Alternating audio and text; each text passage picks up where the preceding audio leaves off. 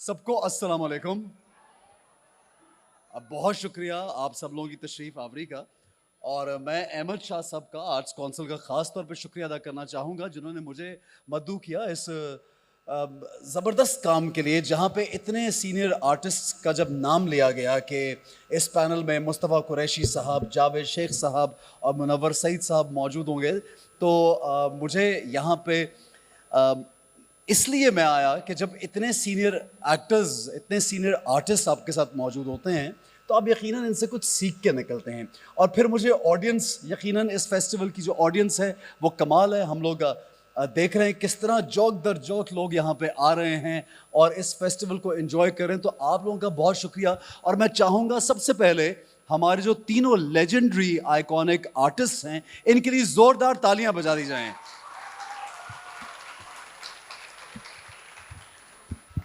खुशकिस्मती कि आज मैं इस शो को, इस सेशन को कंडक्ट कर रहा हूँ। एक फॉर्मल गुफ्तगू शुरू होने से पहले रिसेंटली, तकरीबन परसों की बात है, मैं एक और फेस्टिवल में था। तहबीब एक फेस्टिवल है जो दुबई में हुआ, वहाँ पे जावेद अख्तर साहब और बहुत से और लोग मौजूद थे। तो उन्होंने भी जिस तरह से वो हमारे आर्टिस्ट की, हमारे राइटर्स की, हमारे एक्टर्स की और हमारे जो शायर हैं और जितने भी हदायतकार और जो भी लोग तख्लीक का काम कर रहे हैं उनकी तारीफ़ वहाँ पे दुबई में भी मैं सुन के आया और बड़ी खुशी होती, बड़ा फ़ख्र महसूस किया कि इन लोगों के नाम दुनिया भर में जाने भी जाते हैं और हम लोग इन्हीं से सीख के आगे चलते हैं। मैं जब इस फील्ड में आया और कराची में तकरीबन पिछले 12 साल से मौजूद हूँ, तो कराची के बारे में पहले शुरू करने से पहले सेशन को तो मैं ये कहना चाहूँगा कि मैंने ये सुना था और कहा जाता था कराची एक ऐसा शहर है जो सबको अपने अंदर समो लेता है। और वाकई यहाँ पे अगर हम देखते हैं कि मुख्तलिफ़ इलाक़ों से, मुख्तलिफ़ शहरों से, यकीनन हम सब पाकिस्तानी हैं और हमेशा यूनिटी की बात करनी चाहिए। सिर्फ पाकिस्तानी ही नहीं बल्कि इंसानियत की बात करनी चाहिए। लेकिन कराची शहर में ये ख़ासियत तो यकीनन है कि ये बहुत से लोगों को अपने अंदर समो लेता है और कोई ऐसा शख्स नहीं है जो कराची में भूखा सोता हो, ये बात तो तय है। तो जनाब कराची के लिए ज़ोरदार तालियां।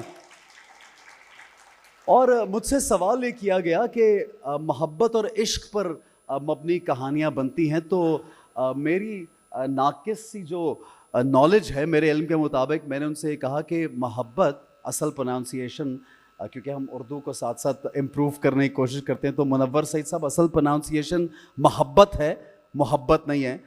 जो लफ्ज़ मोहब्बत आप बेहतर जानते हैं। तो मोहब्बत में ये कहा जाता है कि कोई आपका हो जाए, और इश्क वो चीज़ है जिसमें ये कहा जाता है कि आप किसी के हो जाएं।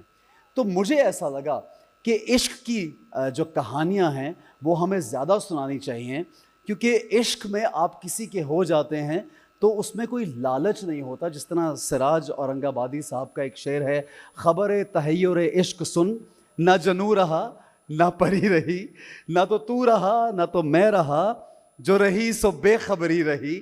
तो जो यकजा होने का एक पैगाम है इश्क में, हमें वो कहानियाँ सुनानी चाहिए ताकि सिर्फ पाकिस्तान में ही नहीं दुनिया भर में एक ऐसा अमन का, मोहब्बत का पैगाम जाए कि हम सब यकजा होके सोचें। तो जनाब मैं गुफ्तगू, मेरे साथ मुस्तफ़ा कुरैशी साहब मौजूद हैं। कुरैशी साहब कराची के हैं, कराची से अपने करियर का आगाज़ किया, हैदराबाद से तशरीफ़ लाए। तो मैं चाहूँगा कि कराची शहर के बारे में और अपने करियर के बारे में जो ऑडियंस यहाँ पे मौजूद है, आप क्या बताना चाहेंगे? कोई ख़ास वाक़या, आपका करियर भी हमारे सामने है, आपकी सारी मेहनत, आपका काम सब लोगों ने देखा, पूरे मुल्क में सराहा जाता है, दुनिया भर में आज तक आपके डायलॉग्स, आपका अंदाज़ जो है वो वैलिड भी है, मशहूर भी है और बड़ी मोहब्बत लोग करते हैं। तो क्या कहेंगे कुरैशी साहब आप यहाँ पे? जी शुक्रिया। सबसे पहले तो आर्ट्स काउंसिल कराची, उनके रूह रवां अहमद शाह साहब और उनके तमाम स्टाफ, अहमद शाह साहब के लिए एक नारा लगाइए, अहमद शाह। मैं इसलिए ये नारा लगवा रहा हूँ कि पाकिस्तान फिल्म इंडस्ट्री को हुकूमतों ने इतनी अहमियत नहीं दी जितनी अहमद शाह साहब ने आर्ट्स काउंसिल के हवाले से दी है। कराची के बारे में आपने बात की। मेरी जन्मभूमि तो हैदराबाद सिंध है, वैसे मेरे बड़ों का गांव तो सेवन शरीफ। हम हज़रत कलंदर शहबाज रहमतुल्लाह अलैह की नगरी के नाल नशीनों में बैठने वाले। और कराची में मैं ये बताऊं, मेरी पहली फिल्म सिंधी में थी, उसका नाम था परदेसी। उसमें मैं साइड हीरो था। उसके बाद उर्दू के हवाले से, क्योंकि ये आलमी उर्दू कॉन्फ्रेंस है, और आलमी उर्दू कॉन्फ्रेंस जहाँ अदीब, शुअरा, दानिश्वर और ये तमाम बड़ी बड़ी शख्सियात, अभी ज़हरा निगाह साहिबा अपना कलाम पेश करके गई हैं, उनके ऊपर हमारा बैठना तो दरअसल हमें ज़ेब नहीं देता। वो बहुत बड़ी ये हिफ्ज़ मरातिब के भी ख़िलाफ़ मैं समझता हूँ। लेकिन बहरहाल हमने अपनी बात करनी है। तो मेरी उर्दू में पहली फिल्म थी लाखों में एक। जी हाँ, जी हाँ। लाखों में एक। हालांकि मैं आपको ये भी बताता चलूँ, क्योंकि मेरी मादरी ज़बान सिंधी है, तो मैं उर्दू कैसे बोल रहा हूँ। हमने उर्दू न पढ़ी न सीखी, हमने उर्दू फिल्मों में ही से सीखी थी। वो दौर जब 50s का था और इंडिया की फिल्में भी आती थी जी, जिसमें उस दौर के लेजेंड आर्टिस्ट भारतीय और पाकिस्तानी भी, भारत के जो होते थे, दिलीप कुमार से लेकर राजेंद्र कुमार तो राज कपूर तो अशोक कुमार तो सुनील दत्त, ये तमाम शुस्ता उर्दू बोलते थे। जी हाँ। हालांकि भारत के फनकार अक्सर शुस्ता उर्दू उनकी ज़बान में नहीं है। मुनव्वर सईद इस बात को बेहतर जानता है। तो उर्दू हमने उन्हीं से पढ़ी, फिल्मों ही से सीखी उन्हीं को। और फिर हमारे पाकिस्तानी जो लेजेंड एक्टर्स थे, संतोष कुमार, और फिर कराची ख़ास तौर पर, कराची जहाँ 5 स्टूडियोज़, फिल्म स्टूडियोज़ था, आज एक भी नहीं है, जहाँ से उठान हुई थी वहीद मुराद की। वहीद मुराद के लिए तालियां। वहीद मुराद, जावेद शेख, ज़ेबा, दीबा, कमाल ईरानी, निराला, और मौसीकी में सुहेल राना ने क्या क्या कंपोज धुनें दी हैं, और खलील अहमद, और इस तरह के और टेक्नीशियंस में बड़े बड़े लोग आज न स्टूडियो है न उनके सानी तो ज़रूर सानी तो हो नहीं सकते, लेकिन टैलेंट है हमारे पास। आर्टिस्टों का जो यूथ है, जो जवान है, उनमें बड़ा टैलेंट है, लेकिन उनको मौक़े नहीं हैं अपने टैलेंट को इस्तेमाल करने के। सही। आपको लगता है कि प्लेटफॉर्म्स कम हैं, मौक़े कम हैं, ज़्यादा होने चाहिए? इंशाल्लाह काम हो रहा है, वी होप, एंड हम दुआ को भी हैं काम बढ़ता रहे। शेख साहब, मैं रोमांस की बात कर रहा था और आपने बहुत, जी हाँ, हेलो, रोमांस में मैं क्यों याद आया? रोमांस सारी दुनिया करती है, आप मुझ पे क्यों अटक गए? इश्क की बात शेख साहब। इश्क, मुझे इश्क हो गया है। आप पूछो किससे? अपने मुल्क से। क्या बात है शेख साहब। कराची से आपकी स्ट्रगल शुरू हुई, आपने अपने इनिशियल डेज में कराची में काम किया, यहाँ से आप गए स्टूडियोज़ में, और आपने माशाल्लाह इंटरनेशनल काम भी इतना किया दुनिया भर में, लेकिन आपके काम में आपका मुल्क नज़र आता रहा। ये बड़ी खूबसूरत एक बात रही, और you made us proud, you always done such great work. और हम जो जूनियर एक्टर्स हैं, हम लोग हमेशा आपकी मिसाल देते हैं काम में, आपके अंदाज में, आपके स्टाइल में, आपके कपड़े पहनने के अंदाज में, आपकी अदाकारी का अंदाज़, तो गोया एक पूरा पैकेज जो है वो माशाल्लाह आपने ज़बरदस्त काम किया। तो अपने इनिशियल डेज़ का और कराची का जो एक सिलसिला है उसके बारे में कुछ कहिए यहाँ पे। यस, कराची, बस मैं इस वक्त जो भी हूँ कराची ने मुझे दिया, पहली बात तो ये है, और मैं कराची का शुक्रगुजार हूँ। Actually I was born in Rawalpindi.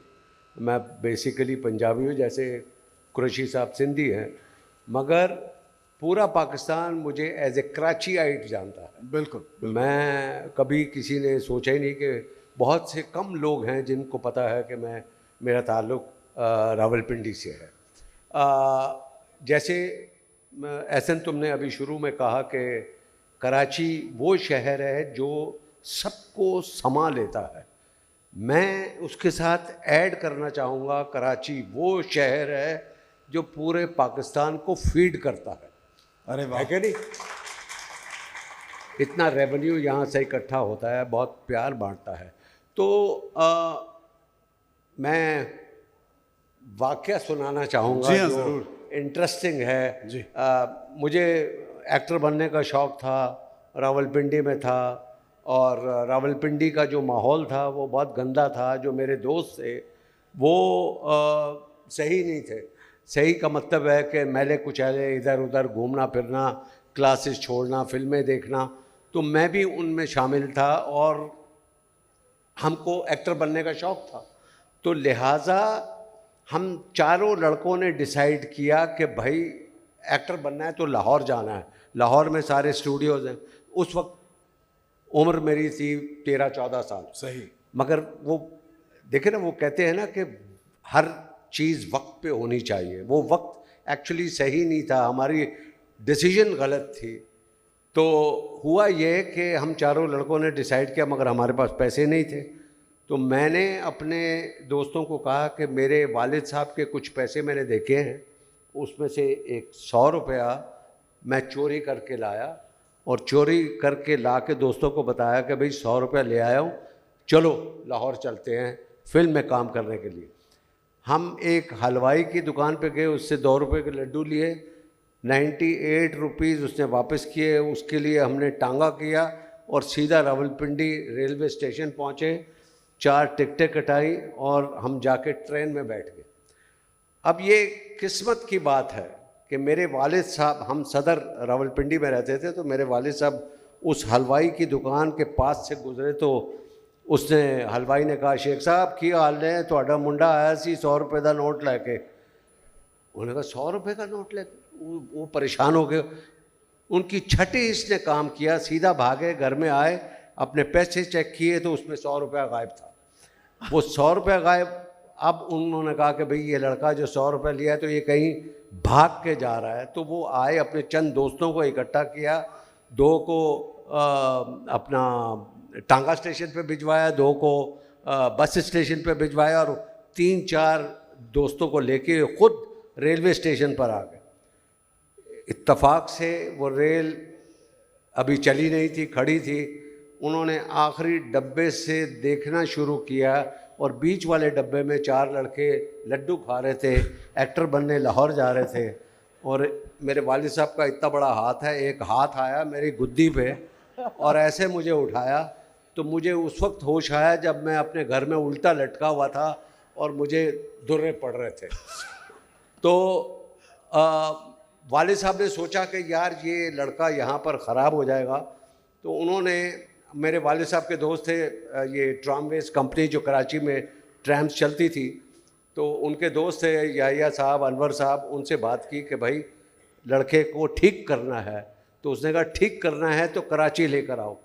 तो वो मुझे कराची लेकर आ गए और उनका गार्डन में बंगला था, जो ट्रामवेज कंपनी का जो डिपो है उसके पीछे ही, वहाँ पर एनेक्सी में मुझे मेरे अब्बा को उन्होंने एक कमरा दिया। वहाँ आप ये इब्तदाई जो मेरा दौर था, वहाँ देखा उनको कैसे उठते हैं, कैसे बात करते हैं, क्या करते हैं। पढ़े लिखे लोगों में एक डिफरेंट माहौल था और वहाँ जो पिंडी का माहौल था वो बहुत डिफरेंट था। तो वो लड़का जो 100 रुपया लेकर भाग रहा था, अब वो लड़का कराची में आके, मॉडर्न स्कूल है वो, वहाँ यहाँ पर आकर फर्स्ट आना शुरू हो गया। अब जब फर्स्ट आया तो ऑब्वियसली अब वो जो दिल में ख्वाहिश थी एक्टर बनने की, तो मैंने रेडियो पे जाकर अपना ऑडिशन दिया। मैं 5 दफ़ा फेल हो गया ऑडिशन में फेल हो गया, क्योंकि उन्होंने कहा कि आपका तलफ़ुज़ ठीक नहीं है तो लिहाजा आप इसकी प्रैक्टिस करें। तो मुझे 6 महीने का टाइम दिया गया कि ऊंची ऊंची आवाज़ में आपने अखबार पढ़नी है ताकि थोड़ी सी आपकी उर्दू ठीक हो। खैर मैं 6 महीने के बाद आया, मुझे एक जुमला रेडियो के ड्रामे में मिला, वो मैंने किया, और फिर उसके बाद अल्लाह ताला ने ऐसा करम किया। अच्छा सॉरी, एक और जो बड़ा इंटरेस्टिंग वाक़या सर, एक फ़िल्म थी जाग उठा इंसान कराची की सर, वो बन रही थी, उसमें मोहम्मद अली साहब, ज़ेबा, वहीद मुराद, ये सारे थे। हम जो लड़के थे वो कभी कभी जाते थे स्टूडियो, ईस्टर्न स्टूडियो में, तो उन्होंने हमको देखा और हमको एक जीप में बिठा के मंगो पीर की पहाड़ियों पे ले गए और उन्होंने कहा कि बेटा यहाँ पर तुम्हारी शूटिंग है, तुम लोग फिल्म में आओगे। हमने कहा बहुत खुश है। तो वहाँ कोई 10-15 ऊँट खड़े हुए थे, हर ऊँट पे एक लड़की बैठी हुई थी। तो वो जो असिस्टेंट था हसन शेख का, उसने कहा कि भाई इन सब लड़कों को एक एक लड़की के साथ बिठा दो। हमने कहा भाई हमारा तो पैर बन गया, अब वो ऊँट चलेगा, फिल्म में वो स्क्रीन आएगी, मोहम्मद अली साहब गन लेके खड़े हुए थे। अब वो 2-3 रिहर्सल हुई है, 2-3 रिहर्सल के बाद डायरेक्टर ने बोला टेक करेंगे। अब जब टेक करने की बारी आई तो असिस्टेंट आया, उसने जो लड़के थे हम सबको दुपट्टा दिया कि ये ओढ़ ले। तो हमने कहा यार ओढ़ लेंगे तो हमारी तो शक्ल नहीं आएगी भाई इसमें। तो कहने लगे नहीं भाई तुम ओढ़ो, ज़बरदस्ती उन्होंने कर दिया। वो शॉट ओके हो गया, हम ऊँट से उतरे। हमने पूछा, मैंने कहा यार भाई ये तुमने क्या किया भाई, हम इतने शौक से आए हैं, फिल्म में हमारा शॉट नहीं आएगा, दुपट्टा तुमने दे दिया। कहता भाई बात यह है कि ये काफ़िला जो था ये औरतों का काफ़िला था, हमारे पास औरतें कम थी तो हमने आपको औरत तो बेसिकली ये आपका पहला शॉट था? पहली फिल्म जाग उठा इंसान। तो बहरहाल फिर उसके बाद अल्लाह ताला ने करम किया, मेहनत की। फिर एक्चुअली जो उर्दू मुझे सिखाई वो कासिम जलाली साहब और फातिमा सुरैया बजिया साहिबा ने। क्या बात! उन्होंने मुझे जब अपने सीरियल ड्रामे में लिया जो जिसका नाम था शमा, उसमें मैं हीरो था, तो उन्होंने मेरी उर्दू को ठीक किया और मुझे बहुत पॉलिश किया। क्या बात! तो मैं उनका शुक्रगुजार। Very nice, very nice, thank you Sheikh साहब। बातचीत जारी रहेगी। मुनव्वर सईद साहब हमारे साथ मौजूद हैं। सबसे पहले एक मरतबा फिर अस्सलाम वालेकुम सर। और हमारे उस्ताद मोहतरम हैं, हम सबके उस्ताद मोहतरम हैं। और मैंने मुनव्वर अंकल, मैं तो उनको बोलता हूँ, हमारे बड़े हैं, सीनियर हैं, मुनव्वर साहब से बहुत कुछ सीखा। और सबसे ज़्यादा जो सीखा, जो अदायगी लफ्ज़ की, डायलॉग को कहाँ तोड़ना है, किस तरह से थ्रो आप स्पीच जब करते हैं, किस उतार चढ़ाव में गुस्से का इजहार, तो ये इन लोगों को सुन के और देख के बहुत कुछ सीखा है मुनव्वर साहब से। मुनव्वर साहब, thank you very much for being part of this session. और कराची से आपका ताल्लुक़, और रेडियो, टेलीविज़न, फिल्म, थिएटर, माशाल्लाह एक भरपूर आपका करियर है। और अभी भी आप एक ज़बरदस्त एनर्जी के साथ सेट पे आते हैं और बेहतरीन काम करते हैं। तो एक तो मुझे ये पहले बताइए कि इस एनर्जी का राज क्या है कि आप हमेशा उस फॉर्म में होते हैं, हंसते मुस्कुराते। दूसरा, मुझे कराची से आपका जो करियर शुरू हुआ, कब हुआ, किस तरह से पहला काम आपने किया, उसके बारे में ज़रूर बताइएगा जी। देखिए, जो एनर्जी की बात तुम कर रहे हो जी, वो तो ये है कि इंसान को अपने आप को फिट रखने की कोशिश ज़रूर करते रहनी चाहिए। लेकिन मैंने ये सोचा कि उम्र तो बढ़ रही है, अच्छी खासी हो गई है उम्र मेरी। यानी मैं बकौल जवाहरलाल नेहरू, उनसे किसी ने पूछा कि हाउ ओल्ड यू आर, तो उन्होंने जवाब दिया आई एम 60 ईयर्स यंग। वो ओल्ड नहीं कहते थे अपने 60 ईयर्स यंग, सही, 60 ईयर्स यंग। तो मैं भी 84 ईयर्स यंग है माशाल्लाह। उसकी वजह यही है कि मेरी बीवी सामने बैठी है, ये गवाह है इस बात की कि मैं सुबह उठ के एक्सरसाइज ज़रूर करता हूँ। चाहे रात को 2 बजे आया हूँ शूटिंग से, चाहे जिस वक्त भी आया हूँ, फजर की नमाज़ के लिए उठता हूँ और उसके बाद थोड़ी सी आंखें बंद करने के बाद फिर एक्सरसाइज ज़रूर करता हूँ। तो मैं अपने तमाम बच्चों और बच्चियों से ये दरख्वास्त करूँगा कि देखो एक्सरसाइज ज़रूर करो। ये इंसान को इस काबिल बनाती है कि वो एनर्जी के साथ अपना काम जारी रख सके। तो मैं जो कुछ भी अपना काम अब तक जारी रखे हुए हूँ, 2-2, 3-3 शूटिंग्स, अभी यहाँ से भी करने के बाद जाऊंगा तो शूटिंग पे जाऊंगा सीधा। जी हाँ। तो वो मैं कर रहा हूँ इसलिए कि एक्सरसाइज, तो एक्सरसाइज ज़रूर करो, नंबर 1। अच्छा, दूसरी बात एहसन ने ये पूछी कि कैरियर, तो कैरियर का ये है कि मैं 1960 में पाकिस्तान आया, उससे पहले मैं हिंदुस्तान में था, मुस्लिम यूनिवर्सिटी अलीगढ़ में पढ़ता था। तो ड्रामों का शौक़, ड्रामा करने का शौक़ बचपन से था, स्कूल के ज़माने से था, करते रहे। लेकिन जब मैं अलीगढ़ आया यूनिवर्सिटी में, तो वहाँ पर काफ़ी इसका चर्चा था, थिएटर का। तो मैं वहाँ पर एक हुआ करता था interversity youth festival, all India interversity youth festival. तमाम यूनिवर्सिटीज़ के सब बच्चे बच्चियाँ तालिब इल्म वहाँ जमा होते थे और 1 महीने का वो फेस्टिवल होता था। उसमें थिएटर भी होता था, उसमें ग्रुप सॉन्ग होता था, उसमें ग्रुप डांस होता था, ये टीमें होती थी। तो मैंने अपनी यूनिवर्सिटी की तरफ से ऑडिशन दिया और मैं उसमें कामयाब हो गया और मैं ड्रामे में सिलेक्ट हो गया। वो ड्रामा किया मैंने। खुशकिस्मती ये थी कि उस ड्रामे में मुझे रोल, चूँकि मैं बिल्कुल नया था यूनिवर्सिटी में, तो मुझे जो रोल मिला वो एक छोटा सा रोल था इंस्पेक्टर का। उस ड्रामे का नाम था शाह साहब। वो एक शाह साहब एक ऐसा इंसान है कि जो जेल से भागा है और उसने रूप धार लिया है एक शाह का, यानी कोई मजहबी रहनुमा का, और उसके बाद वो लोगों को बेवकूफ़ बना रहा है। तो एक साहब थे जिन्होंने, जो उसके मुरीद हो गए और उन्हें अपने घर पे रखा, नवाब साहब थे। और शाह साहब का कैरेक्टर ये था कि उनके घर पे रह रहे थे और वो अपनी बेटी से उनका निकाह करना चाहते थे, लेकिन ये उनकी बेगम जो थी शाह साहब की, वो बड़ी खूबसूरत थी, ये उनकी तरफ मुतवज्जा हो गए। तो इस किस्म का बेहुदा किरदार था वो, लेकिन वो मैंने बड़ी मेहनत से किया, वो मुझे मिल गया। मिल इसलिए गया कि जिन साहब को वो किरदार मिला था वो बड़े सीनियर आदमी थे, उनसे हो नहीं पा रहा था। तो हमारे जो हिदायतकार थे और जिन्होंने वो ड्रामा लिखा भी था, उन्होंने ये कहा कि तुम बोलो ज़रा, तुम करो। मैंने बोलना शुरू किया, उन्हें पसंद आया, कहने अच्छा तुम करोगे ये कैरेक्टर। वो मैंने किया। खैर वो बड़ा कामयाब हुआ, पसंद किया लोगों ने और मुझे सर्टिफिकेट ऑफ मेरिट उस पर मिला वहाँ। बहरहाल तो वहाँ से मेरा करियर शुरू हुआ और एक ड्रामा मैंने वहीं किया दिल्ली में, जिसका तर्जुमा यहाँ भी हमारे कमाल अहमद रिजवी साहब ने किया था। वो वहाँ पर मैंने किया, रामू की मासी, खालिद की खाला के नाम से यहाँ हुआ था। सही। बहरहाल ये मैंने किया और 60 में मैं पाकिस्तान आ गए। हम सब लोग, अब्बा अम्मी बहनें भाई सब पाकिस्तान आ गए। बीएससी का इम्तहान मैंने दे दिया था।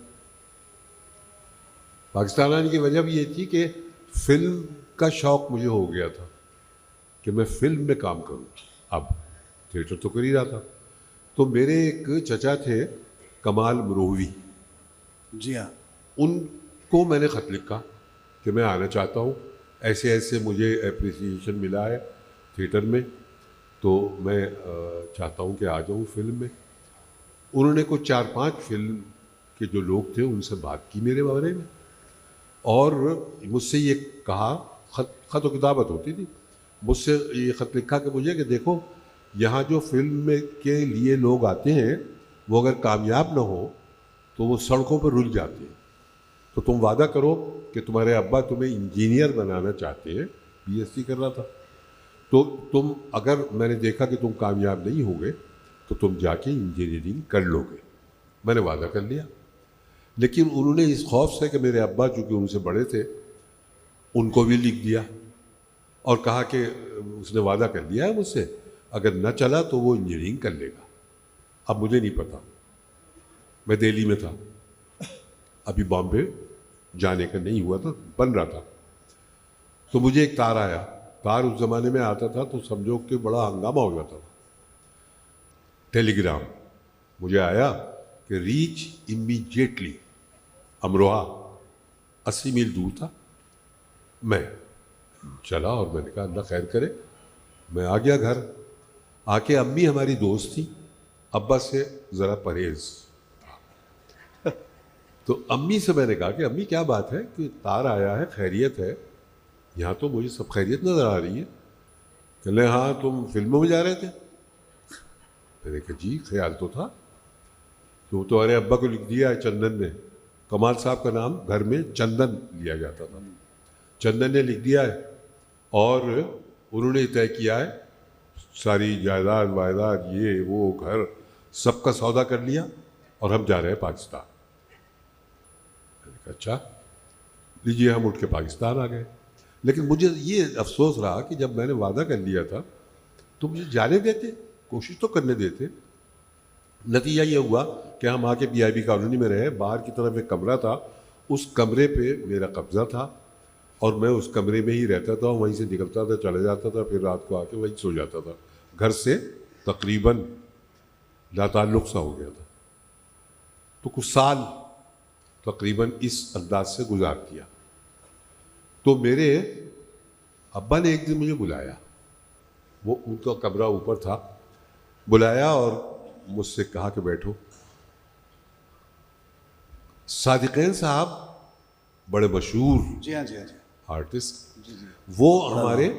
वो मेरे उस्ताद भी रह चुके थे। स्कूल में जब मैं था अमरोहा में तो वहाँ ड्राइंग टीचर थे वो। उन्हें बहुत शौक़ था बचपन से ही तस्वीरें बनाने का, लेकिन उनके पास कलम ख़रीदने को पैसे नहीं होते थे, तो वो ज़मीन में कोयले से तस्वीरें बनाते रहते थे। तो ख़ानदान वालों ने सबने कह दिया कि भाई ये तो अब बेकार हो गया, सादिक़ैन तो ये तो खून थूक थूक के मर जाएगा, ये तो कुछ नहीं करेगा। लेकिन जब अल्लाह ने उन पर करम किया और वो पेरिस गए और उनकी वो नुमाइश हुई और बड़ी कामयाब हुई, बेशुमार जायदादें उन्होंने ख़रीद ली, गरज के वो बड़े कामयाब हो गए। मैंने कहा मैं वादा तो नहीं कर सकता कि कामयाब हो जाऊंगा, कोशिश कर रहा हूँ, अल्लाह करम कर देगा। कह रहे नहीं फिर तुम ऐसा करो कि तुम बड़े हो घर में, अभी 3 महीने और हैं, इनकी शादियाँ होनी है, तो मैं हूँ नहीं हूँ तो तुम संभालना है, कैसे संभालोगे तो कुछ कर लो। मेरी बात समझ में आई। मैं चला गया गवर्नमेंट कॉलेज ऑफ टेक्नोलॉजी यहीं कराची, जाके मैंने एडमिशन लिया, वहाँ से मैंने इंजीनियरिंग की और वहीं मुझे चूँकि BSc का बैकग्राउंड था तो वहाँ मैंने टॉप भी कर लिया। वहीं मुझे मुलाजमत मिल गई कॉलेज में, मैं पढ़ाता रहा। और जिस साल मैंने किया है 67 में, उसी साल वो शुरू हो गई टीवी शुरू हो गया कराची में। फिर टीवी हमने शुरू कर दिया, रेडियो में कर रहा था, थिएटर में कर रहा था, टीवी भी कर दिया शुरू। गरज के इस तरह से शुरू हुआ कैरियर मेरा वहाँ से शुरू हुआ हिंदुस्तान से और यहाँ माशाल्लाह, वेरी नाइस, वेरी नाइस।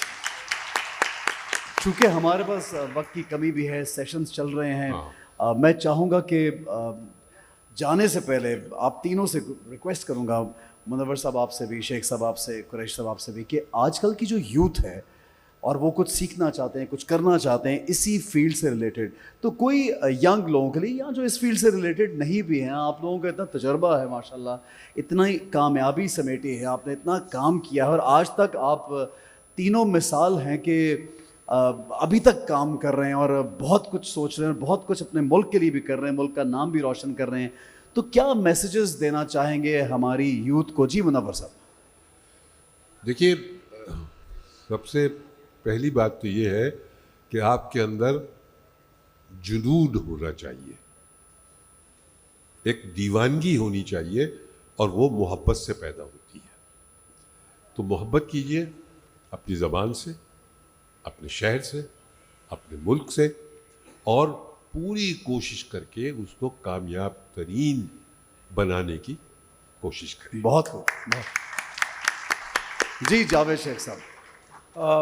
मैं कहूँगा जो हमारे नौजवान हैं, लड़के लड़कियाँ, अपने अंदर वो इन्होंने जैसे कहा कि जुनून पैदा करना चाहिए, तो मैंने एक ऐसे बनाया हुआ है कि उनके अंदर 3 P's होनी चाहिए। P, not Pakistan Peoples Party. P for passion, P for patience and P for punctuality. वाह क्या बात है, पैशन, पेशेंस एंड पंक्चुअलिटी, बहुत खूब बहुत खूब। जी कुरैशी साहब। पी तो बहुत कुछ हो लेकिन बात यह है कि ये सेशन पाकिस्तान फिल्म इंडस्ट्री और हमें उस इंडस्ट्री के एक्टर के हवाले से ये एजाज़ बख्शा गया है कि आलमी उर्दू कॉन्फ्रेंस में सेशन को मुनक़िद किया गया है। वो उस इंडस्ट्री की तरफ से जो आजकल इंडस्ट्री है ही नहीं। कहाँ है इंडस्ट्री? वो इंडस्ट्री जो दौर था, साल में 150 से लेकर 200 फिल्में बनती थी, करोड़ों रुपए इस इंडस्ट्री ने हुकूमत के ख़जाने में दिए। हमने, जावेद शेख ने, मुनव्वर सईद ने और फनकारों ने अपनी जेब से लाखों रुपए इनकम टैक्स दिया है। सब कुछ बंद हो गया, किसी ने इस तरफ ध्यान नहीं दिया। फिल्म इंडस्ट्री, मेरा इस प्लेटफॉर्म के ज़रिए ये मुतालिबा है सिंध हुकूमत से भी और वफाकी हुकूमत से भी कि पाकिस्तान फिल्म इंडस्ट्री के रिवाइवल के लिए कुछ किया जाए। बहुत खूब, और हमारी जो यूथ है वो कोई पढ़ी नहीं है, कोई एकेडमी नहीं है, लेकिन वो अपने तौर पर बहुत कुछ सीखा हुआ है उन्होंने। जी हाँ, सब कुछ आता है उनको, लेटेस्ट टेक्नोलॉजी आती है, एनिमेशन का सिलसिला आता है, ग्राफिक्स का सिलसिला आता है। बच्चे हैं जो मोबाइल को अच्छी तरह ऑपरेट करते हैं, कंप्यूटर को। जी मोबाइल तो बहुत हमें नहीं आता लेकिन उन जो यूथ है उन टैलेंट से इस्तेफादा करने के लिए मौक़े फराहम किए जाएं। आखिर में दुआ है इस मुल्क के लिए, सदा बहार रहे मेरा पाकिस्तान यूं ही, हवाए अमन चले, दिल की हर कली खिल जाए, वो लोग जो इसकी बका के लिए है सरगर्दा, मेरी दुआ है उन्हें मेरी ज़िंदगी मिल जाए। वाह वाह वाह वाह वाह, बहुत खूब। सुहेल बड़ाइच साहब मेरे बड़े फेवरेट, हमारे सबके बड़े प्यारे फेवरेट जर्नलिस्ट भी हैं और होस्ट ज़बरदस्त हैं, यूनिक अंदाज़ है। हमें छुप छुप के वहाँ से देख रहे हैं, उनको भी सलाम पेश करेंगे। आप सबका बहुत शुक्रिया, इस सेशन का बहुत शुक्रिया। जावेद शेख साहब, मुनव्वर सईद साहब, मुस्तफ़ा कुरैशी साहब, थैंक यू वेरी मच। ज़ोरदार तालियाँ, ज़ोरदार तालियाँ, थैंक यू।